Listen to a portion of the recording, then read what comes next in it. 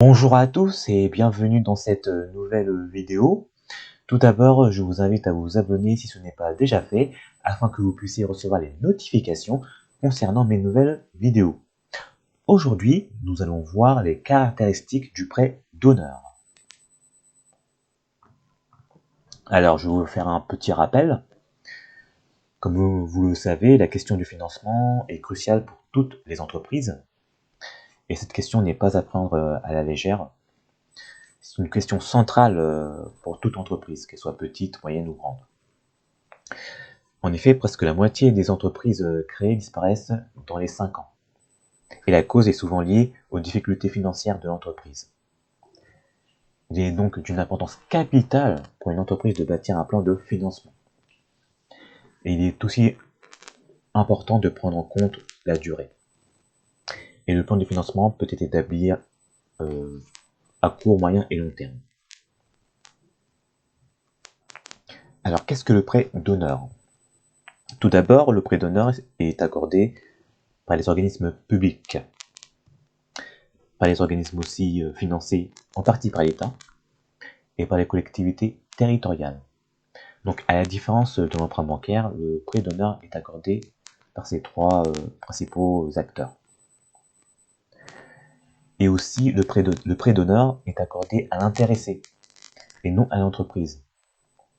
Donc, l'organisme prêteur va prêter de l'argent à la personne physique et non à la personne morale, c'est-à-dire à l'entreprise. Et l'intéressé, c'est-à-dire la personne, pourra injecter les fonds dans la société. Alors, une des caractéristiques du prêt donneur, c'est qu'il permet d'aider les jeunes entrepreneurs et les porteurs de projets. Alors, quels sont les avantages du prêt donneur?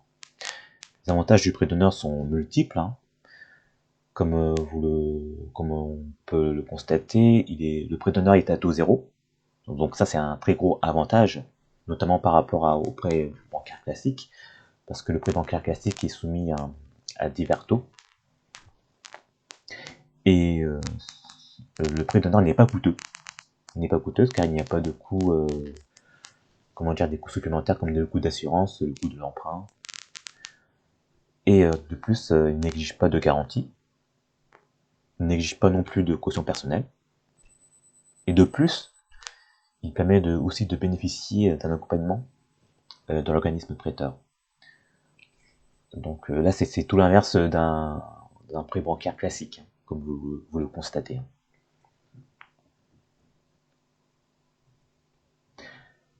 Et le prêt donneur n'est pas exempt d'inconvénients.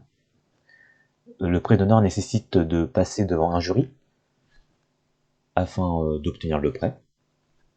Et l'obtention d'un prêt donneur est assez longue, parce qu'il faut passer devant un jury, et le jury étudie les dossiers, et l'organisme doit valider les différents éléments du demandeur, et ça peut prendre plusieurs mois, de plusieurs semaines à plusieurs mois, selon la complexité du dossier.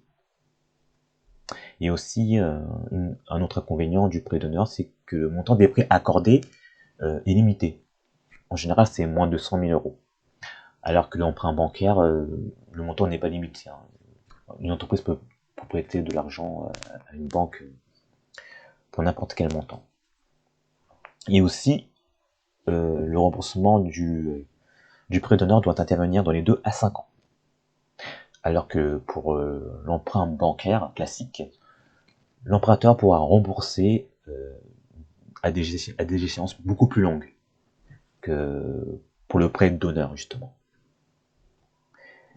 Et le prêt donneur doit aussi s'accompagner, dans la plupart des cas, d'un prêt bancaire classique.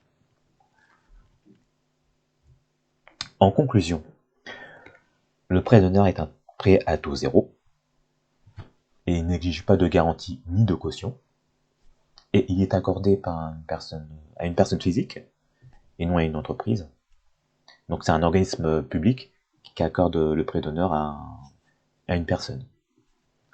Et la personne s'engage sur l'honneur à rembourser le prêt.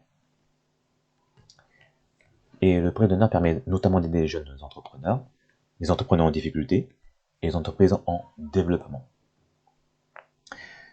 C'est la fin de cette vidéo. Si vous avez des questions, n'hésitez pas à me les poser dans les commentaires. Et si vous avez apprécié cette vidéo, n'hésitez pas à liker, à commenter ou à partager. À très bientôt.